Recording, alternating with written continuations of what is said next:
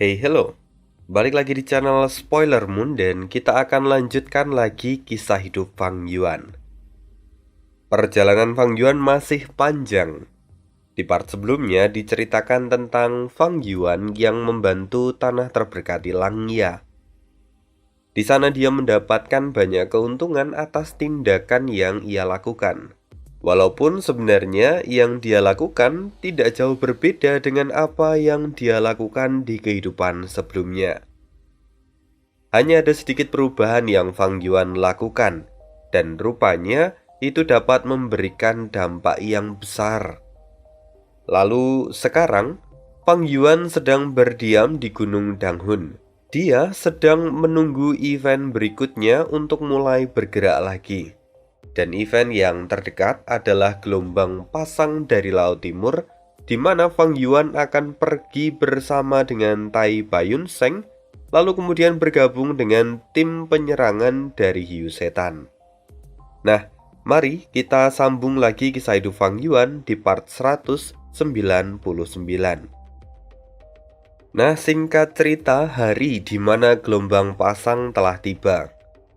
Fang Yuan bergegas menggunakan gu perjalanan abadi dan kemudian masuk ke dalam apertur milik Tai Baiyunseng. Setelah dia keluar, mereka berdua kemudian berjalan bersama menuju tempat yang dijanjikan untuk bertemu dengan Hiu Setan. Kemudian, setelah beberapa waktu akhirnya mereka tiba dan mereka langsung masuk ke dalam tanah terberkati Yulu. Ya, sama seperti di kehidupan sebelumnya, ceritanya persis. Sesampainya di dalam, Hiu Setan dengan gembira menyambut hangat kedatangan dari Tai Baiyunseng. "Saudaraku Tai Bai, akhirnya kita bertemu lagi," kata Hiu Setan dengan penuh kegembiraan. Kemudian, Hiu Setan melanjutkan, "Oh, inikah teman baik dari saudara Tai Bai yang diceritakan itu? Kudengar namanya adalah Chen Dao, sang bintang kebijaksanaan." "Benar," kata Tai Baiyunseng dengan bangga. Mendengar itu, Hiu Setan kembali tertawa. "Aku sudah lama menganggap saudara Tai Bai sebagai saudara. Maka, teman dari saudara Tai Bai jelas merupakan teman kami juga," kata Hiu Setan sembari menunjukkan keramahannya. "Saya ini hanya seorang kultivator penyendiri. Tentu saya tidak akan berani beranggapan seperti yang Anda katakan," kata Fang Yuan sambil tersenyum, membalas perkataan dari Hiu Setan. Seperti yang sudah disebutkan Hiu Setan, kali ini identitas Fang Yuan adalah Chen Dao. Fang Yuan tidak lagi menggunakan nama Xing Xiangxi. Jika sebelumnya Xing Xiangxi memiliki penampilan pria parubaya seperti Tai Baiyunseng, namun kali ini Fang Yuan mengenakan penyamaran seperti seorang pemuda yang tampan. Selain itu, di kehidupan sebelumnya, Xing Xiangxi dulu memiliki basis kultivasi dari jalur bintang dengan jalur keduanya adalah jalur kebijaksanaan. Namun, Chen Dao ini memiliki identitas yang berbeda, di mana sedari awal dia menunjukkan bahwa kultivasi utamanya adalah jalur kebijaksanaan. Sementara untuk jalur sekundernya atau jalur yang kedua adalah jalur bintang. Mengapa demikian? Tentu saja Fang Yuan melakukannya karena pemahaman yang ia miliki sekarang itu ada di tingkat Grandmaster. Maka dia tidak perlu menyembunyikan apapun. Malahan, Fang Yuan dengan sengaja ingin menunjukkan kemampuannya ini. Tujuannya jelas untuk menarik hati dari Hiu Setan. Sementara itu, Su Baiman yang dari tadi memperhatikan Fang Yuan, dia akhirnya ikut bicara. "Aku adalah Su Baiman, istri dari Hiu Setan. Aku sudah mendengar bahwa Tuan Chen Dao mengembangkan jalur kebijaksanaan sebagai jalur utama. sementara jalur bintang sebagai jalur sampingan. Bahkan sebelumnya, Tuan Taibai juga sangat merekomendasikan Tuan Chen. Karena itu, bisakah Tuan Chen melakukan beberapa demonstrasi di sini? Mendengar itu, Fang Yuan langsung mengangguk dan dia berkata, "Tentu saja semua orang pasti sangat ingin tahu tentang tingkat kultivasiku. Karena itu, baiklah. Saya akan mencobanya, dan saya akan memberi kesempatan untuk orang lain mengkritik kemampuan saya." Fang Yuan tersenyum. Dia lalu menjentikkan jarinya, dan segera cahaya bintang mengelilingi tubuhnya. Hanya dalam beberapa tarikan nafas, cahaya bintang itu perlahan memudar dan kemudian menghilang. Fang Yuan berkata, "Sudah selesai." Semua orang benar-benar terkejut dan saling bertukar pandang. Ini hal yang wajar terjadi karena Fang Yuan melakukan semuanya dengan sangat cepat. Subaiman segera mencairkan suasana dan dia berkata dengan lebih sopan, "Tuan Chen benar-benar memiliki tingkat kultivasi yang luar biasa. Saya tidak menyangka bahwa Anda dapat mengungkapkan kelemahan dari gerakan pembunuh medan perang ini hanya dalam beberapa tarikan nafas. Bahkan, Anda juga tidak menimbulkan keributan apapun." Mendengar itu, Fang Yuan dengan segera melambaikan tangannya. Tidak, Nyonya, Anda terlalu memuji. Lagi pula, jika memang saya ingin menyimpulkan kelemahan dari medan perang ini, saya akan membutuhkan beberapa waktu. Dan apa yang barusan saya simpulkan bukanlah tentang kelemahan dari medan perang ini. Mendengar itu, seorang zombie abadi lalu bertanya, "Lantas apa yang Tuan simpulkan?" Fang Yuan kemudian bicara dengan tenang. "Sebelumnya saya menyimpulkan beberapa detail tentang gerakan pembunuh medan perang yang ada di tempat ini.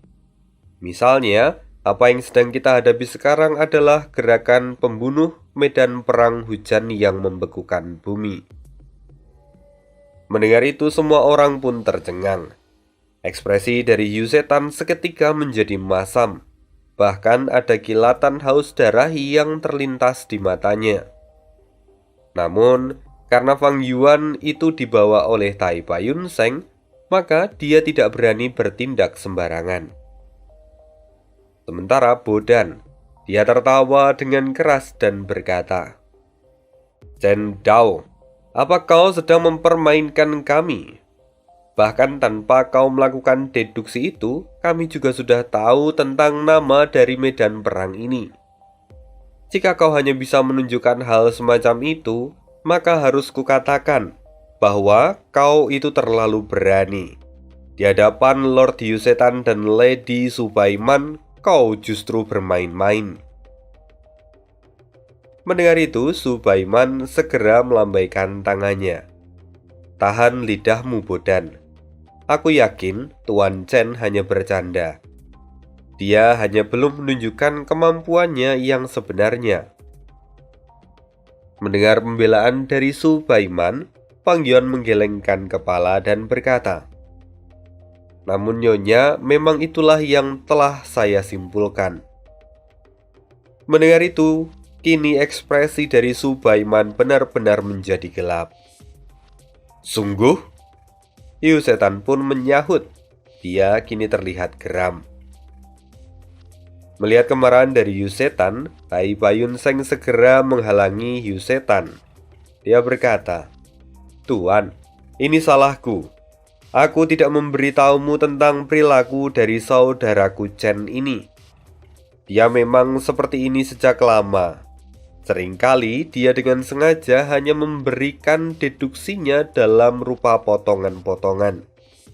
Dia hanya belum menyampaikan semuanya, jadi tolong jangan marah." Apakah memang begitu? Ekspresi Yu Setan masih terlihat tidak enak. "Saudaraku, cepat beritahu semua yang telah kau temukan."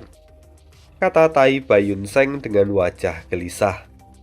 Namun, memang semua ini hanyalah kepura-puraan.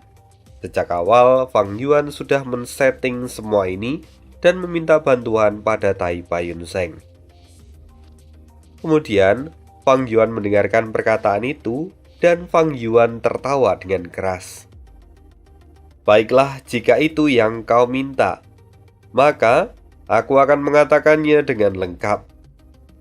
Tuan-tuan dan nyonya-nyonya, saya sebelumnya telah melakukan deduksi pada asal-usul dari gerakan pembunuh medan perang yang ada di sini.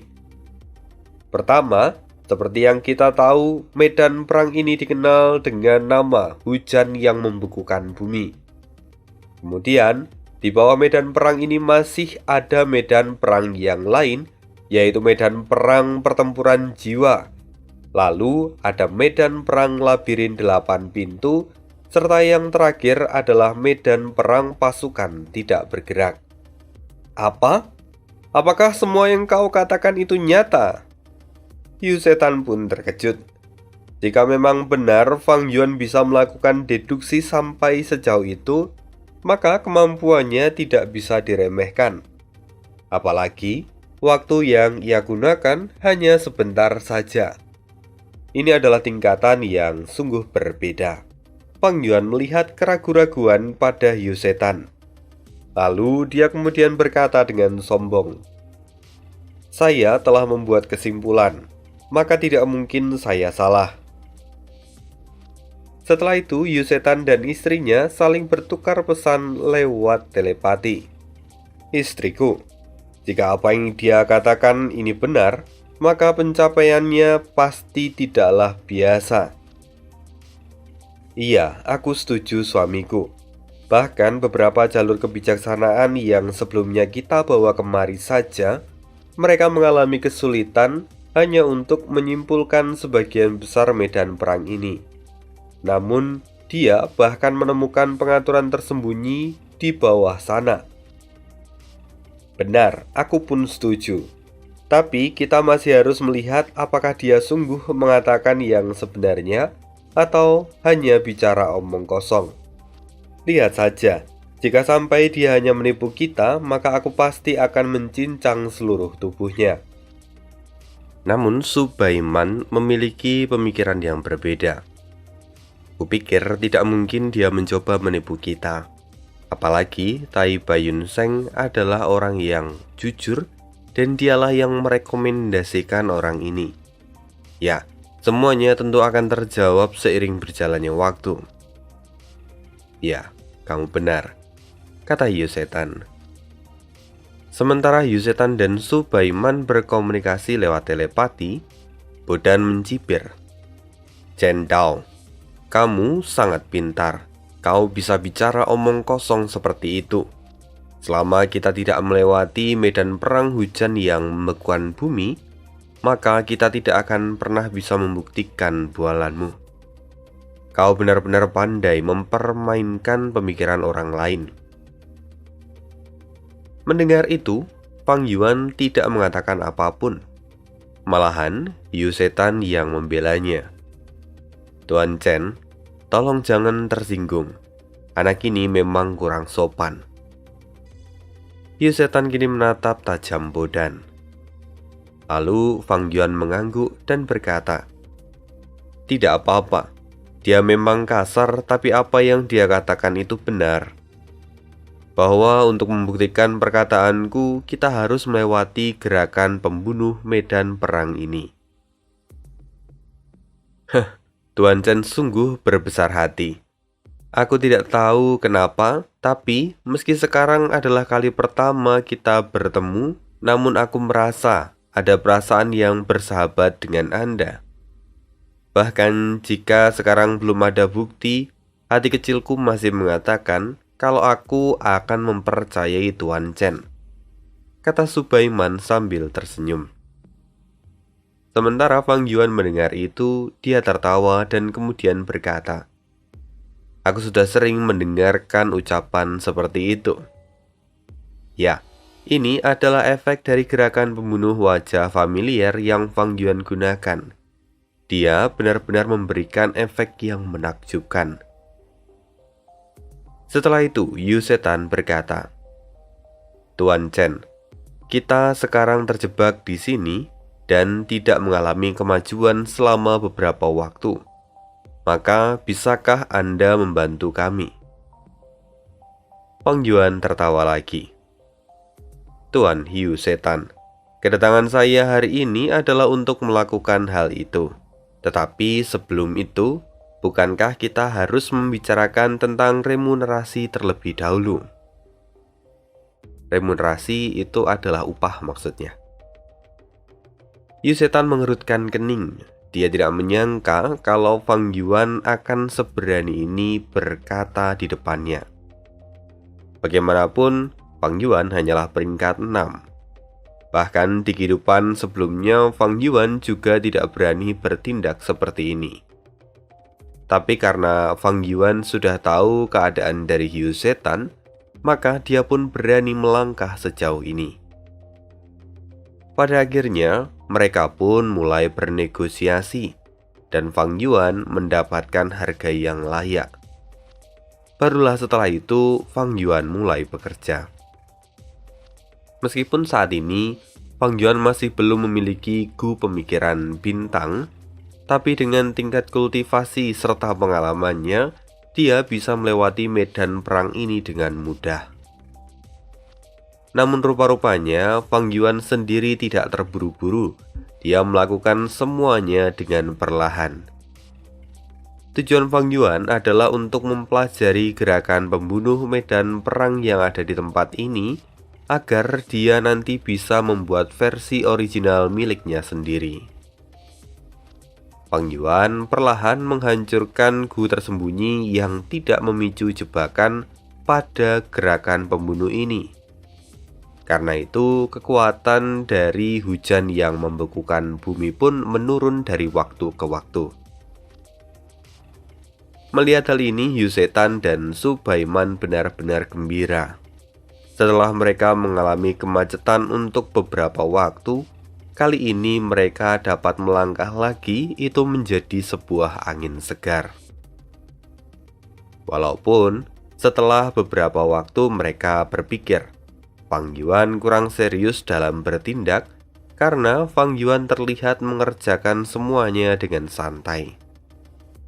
Sayangnya mereka tidak berani protes. Karena mereka bisa lolos dari kebuntuan ini, itu juga berkat Fang Yuan.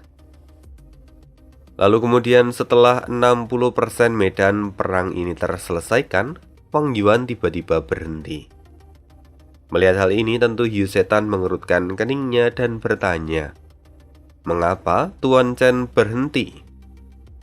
Lalu Fang Yuan dengan tersenyum menjawab, "Tergesa-gesa hanya sia-sia. Saat ini aku lelah. Kita akan berhenti di sini untuk sementara waktu." Mendengar itu Yu Setan pun marah. Tapi dia kembali ingat bahwa dia membutuhkan Fang Yuan. Jadi dia menekan semua kemarahan itu di dalam hatinya. Yu Setan kemudian berkata, "Anda benar. Anda sudah bekerja keras hari ini. Maka bagaimana jika Anda pergi mengunjungi Laut Hiu milikku?" Mendengar hal ini, hampir semua orang yang ada di sana terkejut dan memandang Fang Yuan dengan tatapan iri. Fang Yuan sendiri tidak berusaha menolaknya dan dia berkata, "Jika memang begitu, maka saya akan menyusahkan Tuan Yu Setan."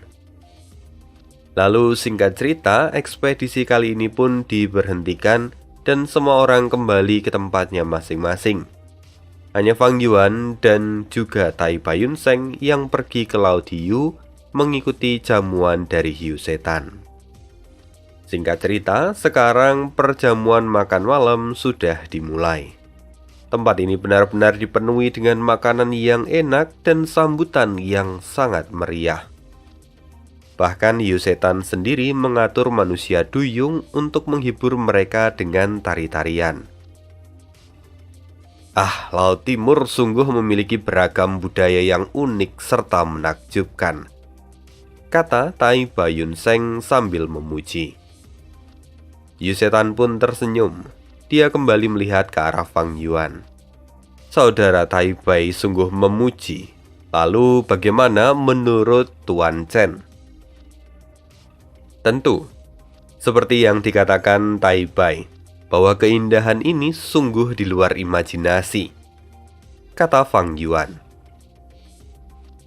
Yu Setan pun kemudian merasa puas ketika mendengar jawaban itu.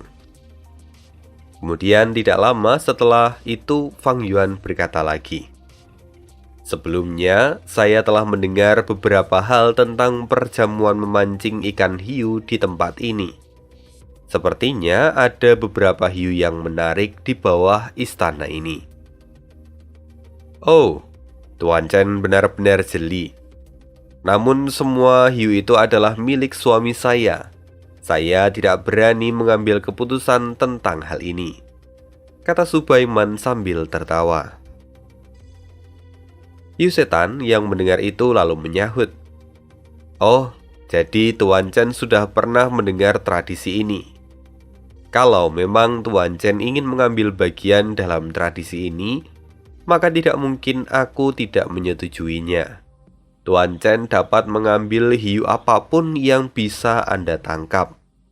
Aku bahkan tidak akan berani protes setelah hal itu. Mendengar itu, Fang Yuan sendiri tersenyum. Tuan Hiu Setan, seperti yang dirumorkan, Anda sungguh luar biasa. Karena sekarang saya telah mendapatkan persetujuan dari sang pemilik, maka saya tidak akan ragu. Yu Setan pun tertawa lagi dan berkata, Tuan Chen tidak perlu ragu. Tapi sebelumnya, saya sungguh ingin tahu, sebenarnya hiu apa yang menarik perhatian Tuan Chen. Setelah itu, Fang Yuan menjawab, saya juga belum yakin, tapi saya bisa merasakannya. Apakah saya boleh menggunakan cara saya untuk mengetahui apa yang saya rasakan itu? Oh, tentu saja. Silahkan gunakan kemampuan Anda, jawab Yu Setan. Mendengar itu Fang Yuan pun tersenyum. Dia kembali membentuk segel di tangannya, lalu segera cahaya bintang pun menyebar keluar dari seluruh tubuhnya. Bagi Fang Yuan, sebenarnya semua yang ia lakukan ini hanyalah pertunjukan belaka karena dia sudah tahu semuanya. Sementara, bagi Yu Setan ini adalah kesempatan yang besar untuk mengetahui kemampuan Fang Yuan yang sebenarnya. Lalu sesaat kemudian, cahaya bintang kembali masuk ke dalam tubuh Fang Yuan. Lalu, Fang Yuan perlahan membuka mata dan kemudian terlihat malu. Dia berkata, rupanya apa yang ada di sini berada di luar kemampuan saya. Saya bahkan tidak punya kesempatan untuk menangkapnya, kata Fang Yuan sambil menghela nafas panjang. Sungguh, memangnya apa yang Tuan Chen rasakan? Tanya Subaiman dengan penasaran. Fang Yuan pun tersenyum. Saya menemukan sesuatu yang luar biasa. Karena Tuan Hiu Setan rupanya telah menggunakan metode yang luar biasa juga. Anda menggunakan metode dari jalur perbudakan untuk menahan hiu aliran satu jari. Hiu aliran satu jari adalah jenis binatang buas abadi yang setara dengan peringkat 8. Bahkan, jika saya bisa mengenalinya, saya tidak akan bisa menangkapnya. Saya harap kalian berdua tidak akan menertawakan saya karena kebodohan saya ini. Mendengar itu, Yu Setan dan Subaiman sampai merinding. Mereka bahkan tidak menyangka kalau Fang Yuan akan mengungkapkan rahasia terbesar mereka. Setelah beberapa saat, Subaiman kemudian berkata dengan penuh kekaguman, akhirnya aku tahu betapa terampilnya Tuan Chen. Hiu aliran satu jari adalah rahasia terbesar kami. Bahkan mungkin Tuan Chen tidak tahu, tapi kami telah berusaha keras meminta Song Jiadan untuk membantu kami menyembunyikan tentang informasi ini dari dunia luar. Rupa-rupanya Di hadapan Tuan Chen, pengaturan yang telah diatur oleh Song Jiadan bukanlah apa-apa. Yu Setan pun kemudian melanjutkan perkataan istrinya. Benar, padahal Song Jiadan adalah salah satu dari 3 jalur kebijaksanaan tertinggi di Laut Timur. Saudara Chen sungguh mampu menembus pengaturannya. Itu artinya saudara Chen setidaknya setara dengan Song Jiadan. Mendengar itu, jantung Fang Yuan berdegup kencang. Dia bahkan tidak tahu tentang detail ini di kehidupan sebelumnya. Dia berpikir bahwa kali ini sepertinya dia sudah berlebihan. Setelah itu, Fang Yuan segera melambaikan tangannya dan berkata, tidak mungkin saya bisa menyaingi Song Jiadan. Kali ini sungguh saya hanya beruntung. Jika saya harus berhadapan langsung dengan Song Jiadan, maka pasti saya tidak akan bisa menang. Mendengar itu, Yu Setan tidak terlalu peduli. Dia sudah memiliki penilaiannya sendiri pada Fang Yuan. Dia kini terlihat berjalan maju. Akhirnya aku bisa melihat kemampuan sesungguhnya dari saudara Chen. Tapi sebelumnya, saat di tanah terberkati Yulu, mengapa Anda tidak menggunakan Gu Abadi dalam proses penguraian gerakan pembunuh medan perang? Mendengar hal itu, Fang Yuan pun tertawa. Tidak, menggunakan Gu Abadi hanya akan meningkatkan penggunaan esensi abadi, dan itu hanya akan meningkatkan biaya yang harus saya keluarkan. Saya tidak sekaya Tuan Yu Setan. Jadi saya tidak berani berfoya-foya. Selama saya merasa masih cukup menggunakan Gufana, maka saya akan menggunakan Gufana meskipun itu sedikit lebih lama. Mendengar itu Yu Setan terkejut. Saudara Chen, bukankah kamu tahu kami adalah orang yang sedang terburu-buru? Seharusnya kamu menggunakannya dengan cepat. Walaupun itu artinya kamu harus menggunakan Gu Abadi. Apakah remunerasi yang kuberikan tidak memuaskan saudara Chen? Katakan, jika memang itu kurang, maka tolong sebutkan saja berapa nilainya. Biar aku menaikkannya supaya saudara Chen menjadi puas. Fang Yuan menggelengkan kepala dan tersenyum. Tidak. Apa yang sudah kita sepakati sebelumnya itu sudah cukup. Lagi pula, lebih baik kita melakukan semuanya secara perlahan. Saya yakin Tuan Yu Setan juga pasti tahu nilai sebenarnya dari tanah terberkati Yulu. Ya, tentu saja aku tahu bahwa nilai sebenarnya dari tanah terberkati Yulu adalah gerakan pembunuh medan perang ini. Karena medan perang ini menggunakan tanda Dao dari tanah terberkati dan menjadi satu kesatuan. Karena itu mempelajarinya tentu akan sangat berguna. Namun, jika kita bisa menemukan roh tanah dan menangkapnya, maka kita bisa mempelajari seluruh gerakan pembunuh medan perang ini dengan mudah, kata Yu Setan. Namun mendengar itu Fang Yuan segera menyangkal. Apa yang Tuan Yu Setan katakan itu sungguh benar, dan tentu itu adalah langkah yang sangat praktis. Namun bagaimana jika roh tanah sudah tiada? Tidak. Melihat tanah yang masih berdiri sampai sekarang, maka kemungkinan yang kau sebutkan itu sangatlah kecil. Roh tanah pasti masih hidup, kata Yu Setan. Tuan Yu Setan, sekecil apapun kemungkinan itu, tetap saja itu masih memiliki kemungkinan. Apalagi Tuan Yu Setan pasti juga belum pernah melihat roh tanah sampai sejauh ini.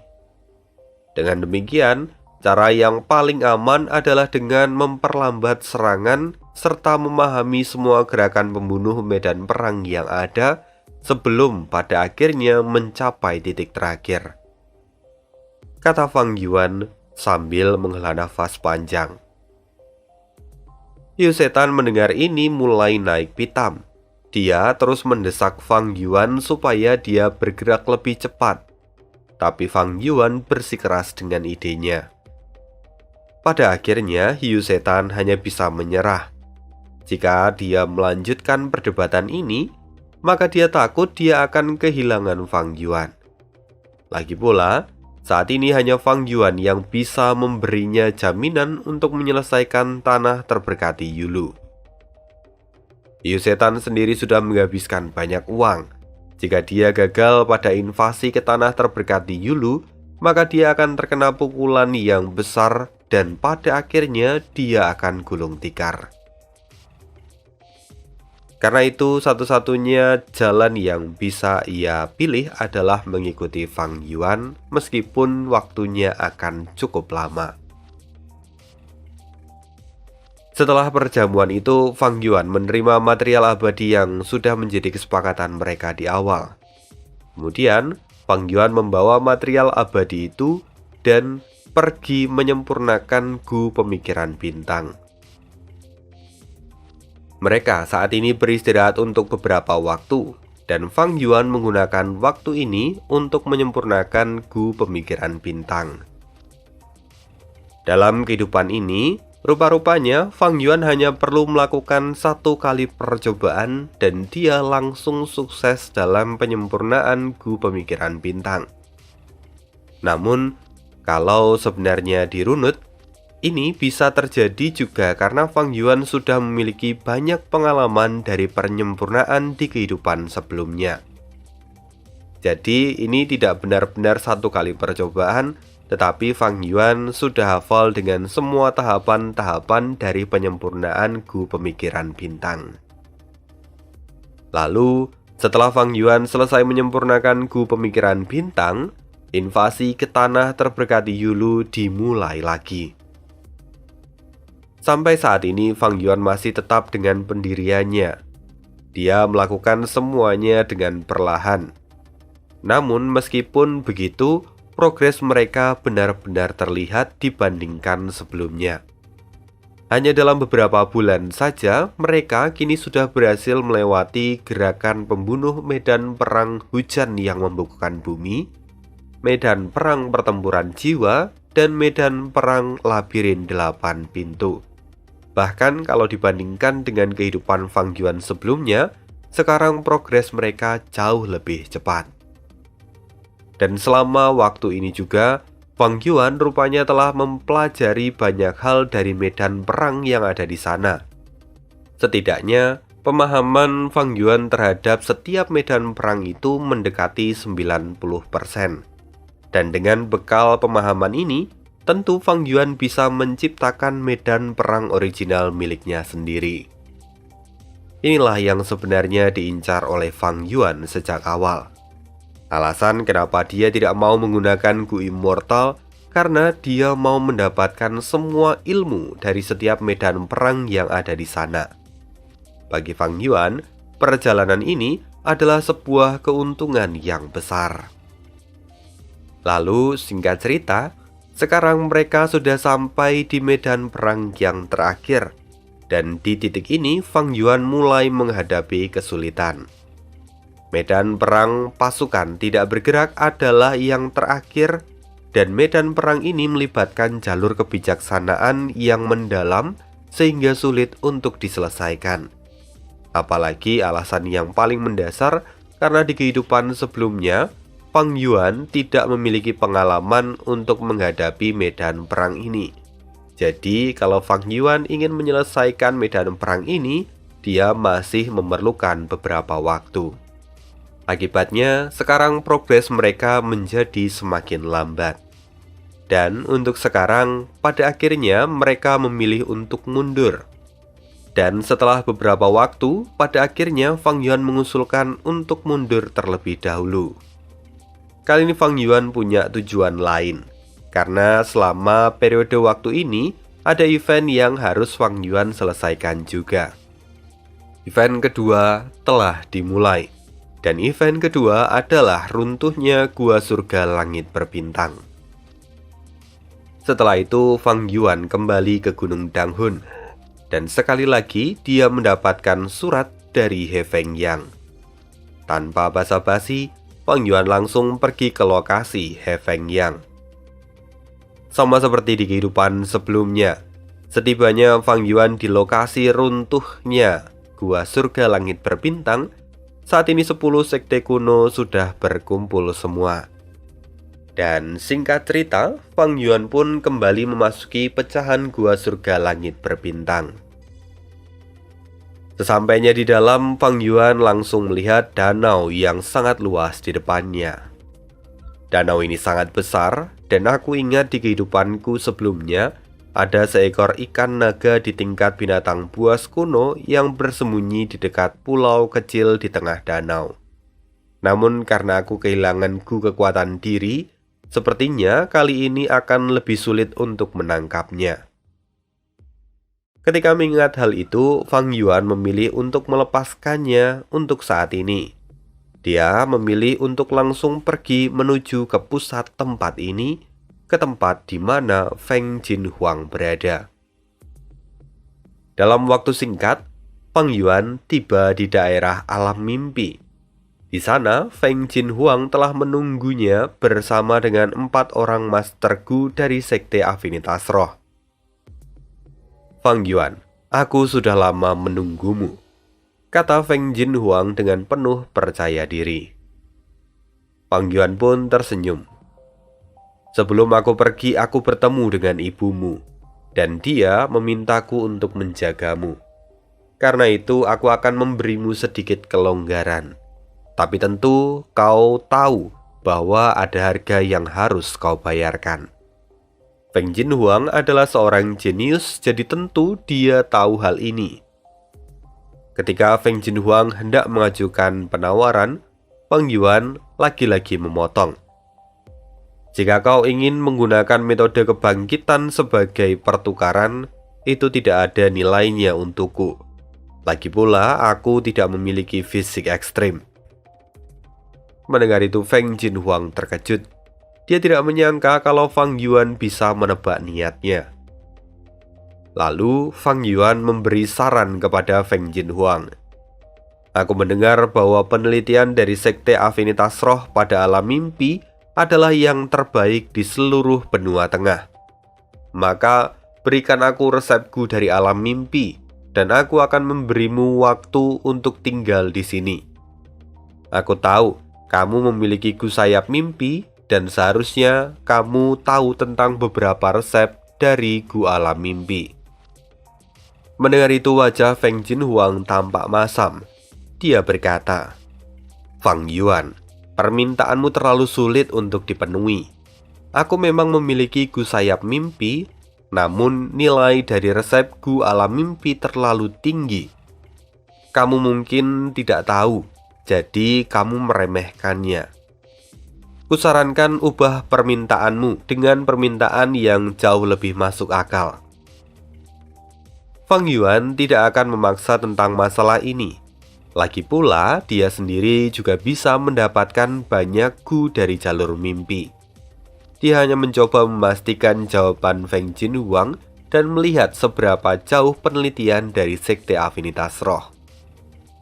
Karena Feng Jinhuang sudah berkata seperti itu, maka Fang Yuan mengajukan penawaran yang lain. Kalau begitu, aku ingin informasi tentang pedang abadi Boging. Kau mungkin tidak tahu tentangnya, tapi dia adalah karakter legendaris dari sektemu. Serahkan informasi tentang Boging sebanyak yang kau tahu, dan aku akan menilainya. Jangan coba menipuku dengan informasi yang umum. Mendengar perkataan Fang Yuan, Feng Jinhuang mencibir. Fang Yuan, kau sungguh meremehkanku. Bahkan jika aku masih ada di tingkat fana, namun sejak kecil aku sudah ada di lingkungan immortal. Tentu saja aku tahu tentang Boging. Setelah itu, Feng Jinhuang berpikir bahwa saat ini Boging sendiri sudah mati, maka menyerahkan informasi tentang Boging itu bukanlah masalah besar. Lalu Feng Jinhuang pun menyetujui permintaan dari Fang Yuan. Setelah itu, Fang Yuan kemudian berkata, Durasi dari eksplorasi yang akan kau dapatkan akan sangat bergantung pada banyaknya informasi yang bisa kau berikan padaku. Karena itu, kau bisa mengirim pesan pada ibumu untuk mulai menyiapkan informasi yang lain. Dalam waktu 2 jam dari benua tengah, aku akan kembali lagi dan menilai informasi yang diberikan. Setelah mengatakan itu, Fang Yuan kemudian pergi dari sana.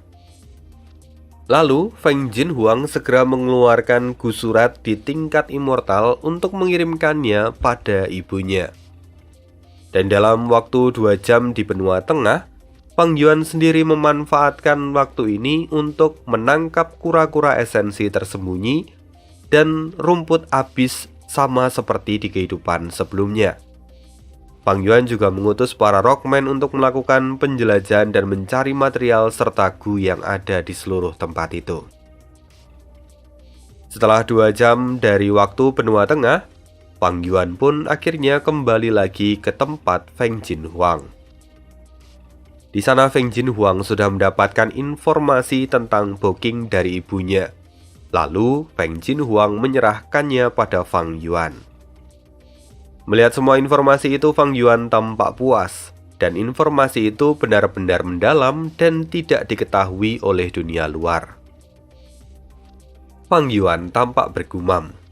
Dalam kehidupanku sebelumnya, Falling Heavenly River mendapatkan gangguan besar. Di sana ada banyak gu immortal yang kemudian mendapatkan manfaat yang besar. Kali ini, aku tidak akan melewatkannya. Bahkan mungkin aku bisa menjelajahinya terlebih dahulu. Fang Yuan kini sudah membuat satu lagi rencana kunjungan yang tidak ia lakukan di kehidupan sebelumnya. Dan setelah menilai semua informasi itu, Fang Yuan berkata pada Feng Jinhuang, "Informasi yang kau bicarakan memang mendalam, namun tidak banyak yang bersifat rahasia. Karena itu, menurut perjanjian yang telah kita buat, aku akan memberimu waktu 3 hari. Tentu waktu yang digunakan adalah waktu dari dunia ini." Mendengar itu, Feng Jinhuang mengangguk dan dia tampak menghela nafas panjang. Setelah itu, Fang Yuan pun pergi meninggalkan Feng Jinhuang, dan Feng Jinhuang mulai melakukan penjelajahan ke alam mimpi. Sayangnya, dalam penjelajahan Feng Jinhuang kali ini, dia harus menelan pil pahit. Dia tidak menyangka kalau alam mimpi di tempat ini sangatlah sulit. Ya, apa yang terjadi sama seperti di kehidupan Fang Yuan sebelumnya, di mana Feng Jinhuang tidak bisa mendapatkan apapun dari alam mimpi ini.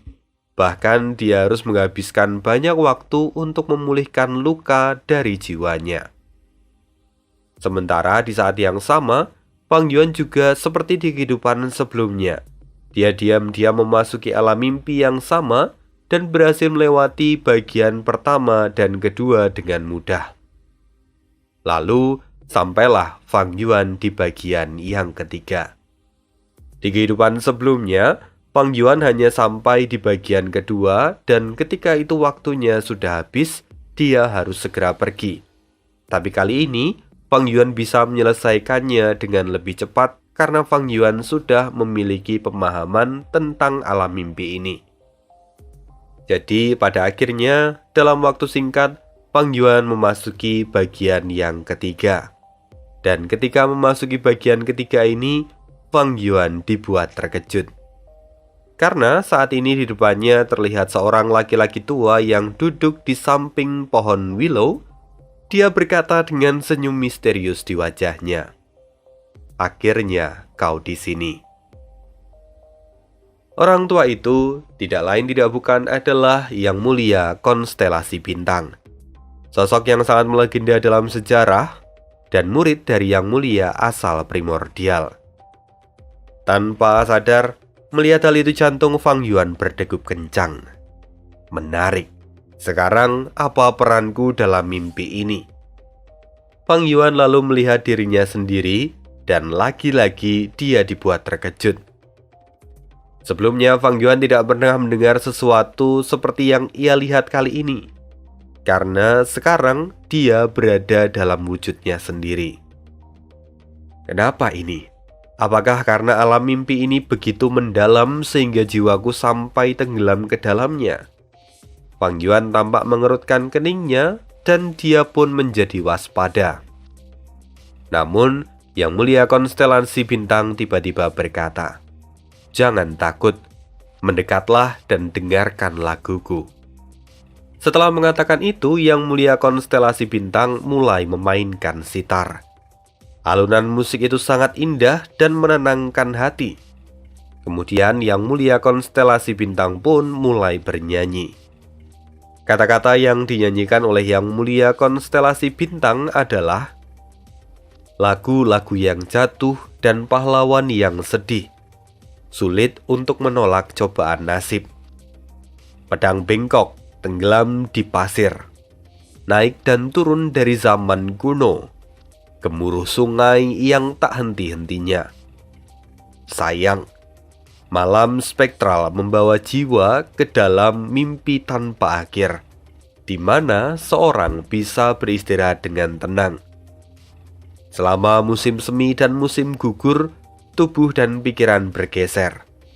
Hanya kehendak surga yang tetap luas dan tak terbatas.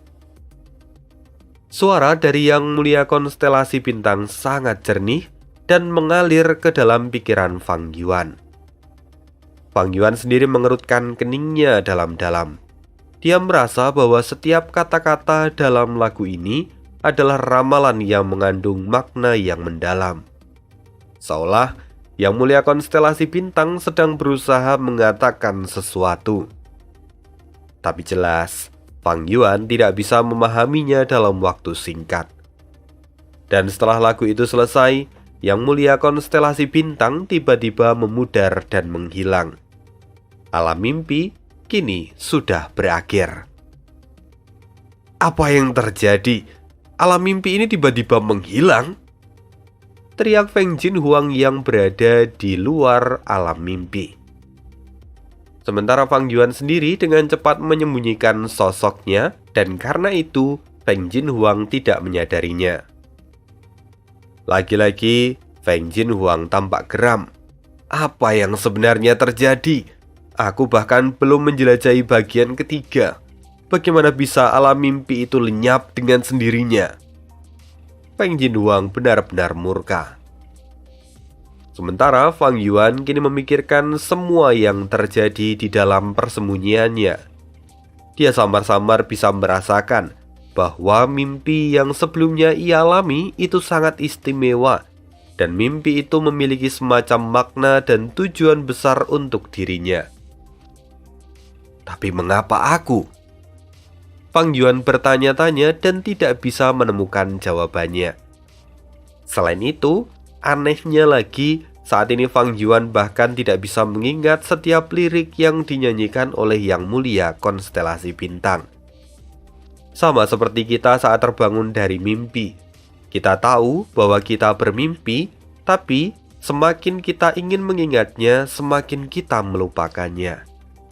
Itulah yang terjadi pada Fang Yuan sekarang. Dan pada akhirnya Fang Yuan hanya bisa memikirkan itu dalam benaknya. Kemudian sekarang, pada saat yang sama di perbatasan selatan, tepatnya di markas besar dari Sekte Bayangan di tanah terberkati kehidupan dan kematian. Saat ini di sana Pak Tua Yansi memegang 9 Gu Immortal peringkat 8 dan perlahan-lahan melangkah ke alam mimpi. Saat dia masuk, Pak Tua Yansi langsung merasakan gelombang niat membunuh yang luar biasa. "Mati, mati, mati!" teriak seorang pria yang mengenakan jubah hitam. Selain itu, matanya terlihat merah dan rambutnya pun acak-acakan. Melihat orang itu, Pak Tua Yansi tidak bisa bergerak sama sekali. Dia tahu bahwa orang yang ada di hadapannya itu bukanlah orang sembarangan.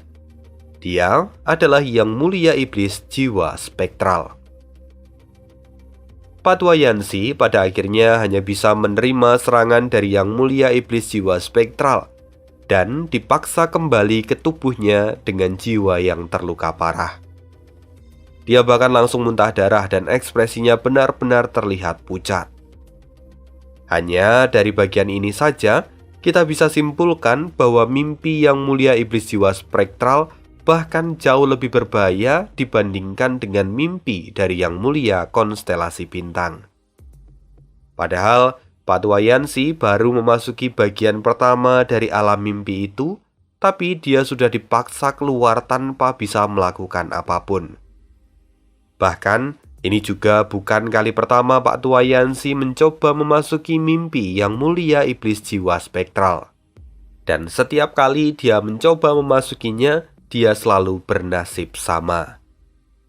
Karena itu, dengan sengaja Pak Tua Yansi sudah mengatur banyak rencana untuk perjalanannya kali ini. Bahkan kalaupun dia mati, dia telah berhasil meninggalkan sebuah gua immortal di alam mimpi yang mulia iblis jiwa spektral.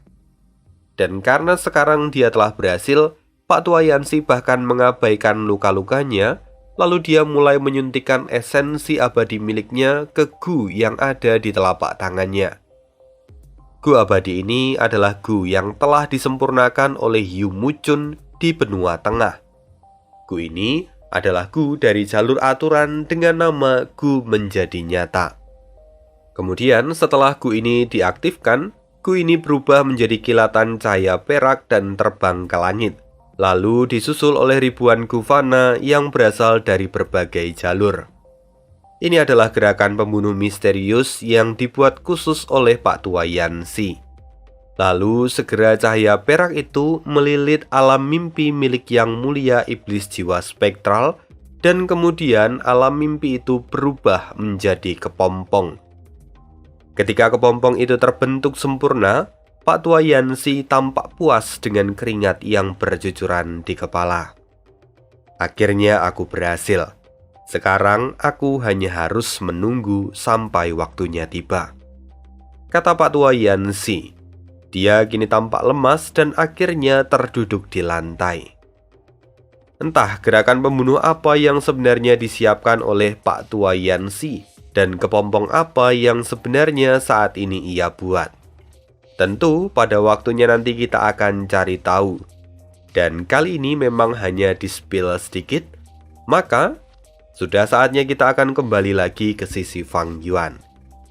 Di saat ini, Fang Yuan telah menyelesaikan penjelajahannya di pecahan gua surga langit berbintang. Dia mendapatkan semua yang diminta oleh He Feng Yang, dan sebagai hasil, dia juga telah menjelajahi alam mimpi yang ada di sana.